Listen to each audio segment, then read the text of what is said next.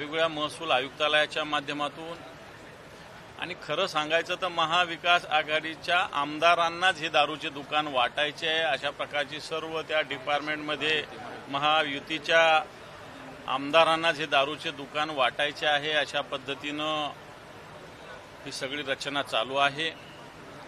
आणि मला असं वाटतं 72 पासून अशा पद्धतीनं दारूचे दुकान त्यावेळेस उघडण्याचा सरकार निर्णय घेऊ पाहत होते। त्यावेळेस मृणाल गोरे सारख्या ज्येष्ठ नेत्यांनी विरोध केला होता। आणि महाराष्ट्र हा सुसंस्कृत आहे। एक्साईज उत्पन्नाचा मुद्दा जर बघितला तर कालच परमिट असोसिएशन हॉटेल असोसिएशननी आंदोलन केलंय, त्यांना मोठ्या प्रमाणावर एक्साईज लावला जातोय। आणि दारू द्यायची तर त्या परमिट रूममधून देऊ शकतात, त्याच्यामुळे दारूच्या दुकानाची कोणती आवश्यकता नाही। परंतु माझं स्पष्ट मत आहे, संभाजीनगरचं भुमरेंची जर प्रकरण बघितले तर जवळपास 10-11 दुकान ते चालवतात आणि मग त्याच्यापासून प्रेरणा घेऊन पूर्ण महाराष्ट्रातील महायुतीच्या आमदारांना अशा पद्धतीनं दुकान देण्याचं घाटत आहे। सरकार वेगवेगळ्या गोंडस नावानी ह्या दारू दुकान अलॉट करण्याचा प्रयत्न करणार आहे, त्याला महाविकास आघाडी पूर्ण ताकदीनं विरोध करणार।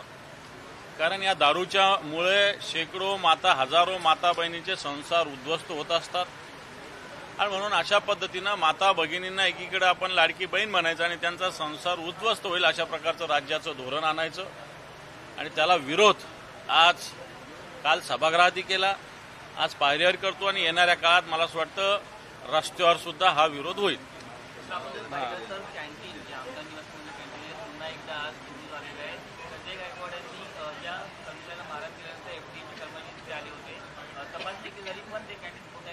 आणि त्याच व्यक्तीला मुळात ते कंत्राट परत देण्यात आल्याची माहिती। खरं तर मी एक्साईजचं धोरण बोलत असताना आपला महाराष्ट्र हा महाराष्ट्र आहे, असं राष्ट्र कोणतंही नाही या देशामध्ये। आणि हे महायुतीचं सरकार या राष्ट्राला मद्याचं राष्ट्र बनवू पाहतंय, आपल्या महाराष्ट्राची प्रतिमा बिघडू पाहतंय। आणि प्रतिमा बिघडत असताना वेगवेगळ्या पद्धतीनं सत्ताधारी पक्षाचे मंत्री असेल आमदार असेल कशा पद्धतीनं वागतात याचं उदाहरण नुकत्याच आमदार निवासाचे जे कॅन्टीन आहे त्याच्या निमित्तानं समोर आलेलं होतं। खरं तर ही कॅन्टीन 5 वर्षापासून याचा परवाना संपलेला, याला सातत्यानं का पुन्हा एक्सटेन्शन दिलं जातं हा प्रश्न आहे। अन्नपदार्थ खराब आहे म्हणून या कॅन्टीनवाल्याला मारहाण झाली होती अशी माहिती, खरं तर मारहाण चुकीची आहे। परंतु सरकारने 2-4 दिवस बंद केले आणि पुन्हा त्याच व्यक्तीला कॅन्टीन त्यांनी सुरू केलेली आहे, हे सुद्धा चुकीचं आहे।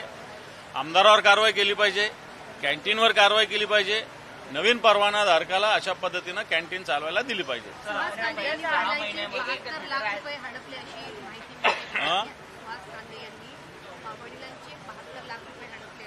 मी त्याच्या भावाने दिलेल्या जाहिराती पेपरला जाहीर प्रकटन वाचलं। सुहास कांदे जे आमदार आहे नाशिक जिल्ह्यातले, त्यांच्या भावानीच दिलेली जाहिरात आणि त्यांनी सुद्धा त्याला प्रत्युत्तर म्हणून भावांना पेपरमधून जाहिरात देऊन संपर्क साधावा लागतो। मला असं वाटतं दुर्दैव आहे कांदेंचं।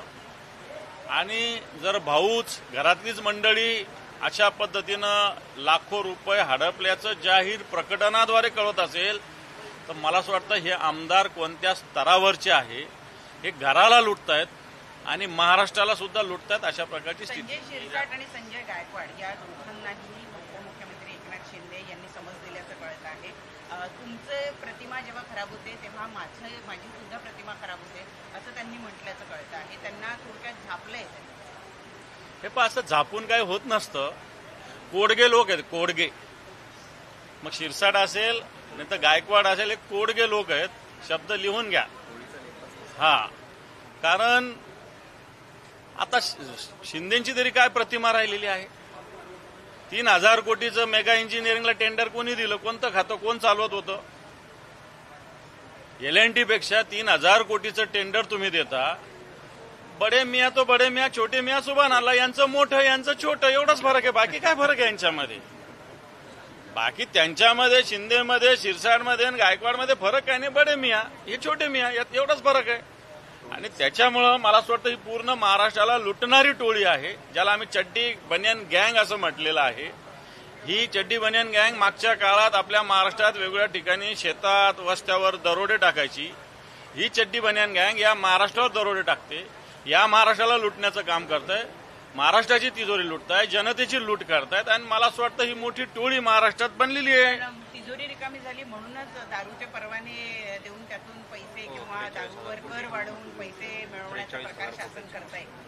मला असं वाटतं तुम्ही कोणत्याही योजना आणताय, आता तुम्हाला 42,000-43,000 कोटीची समजा याच्यातून एक्साईज मिळणार आहे. 88,000 कोटीचा शक्तीपीठ मार्ग कोण करा म्हणतंय? कोणी मागत नाही. आणि मग तुम्ही असा आतताही खर्च करताय, गरजेचा नसलेला खर्च करताय, टेंडर 3,000 कोटीनं अभाव देताय. आणि मला असं वाटतं एकीकडे पुन्हा राज्याची तिजोरी खाली झाली म्हणतात, तिजोरी तुम्हीच खाली करताय. आणि काय माता भगिनीचे संसार उद्ध्वस्त करून महाराष्ट्राची तिजोरी भरणार आहे का? शेवटी महाराष्ट्र कशासाठी आहे? तिजोरी कशासाठी आहे? जनतेच्या हितासाठी आहे का जनतेची लूट करण्यासाठी? हा प्रश्न आहे.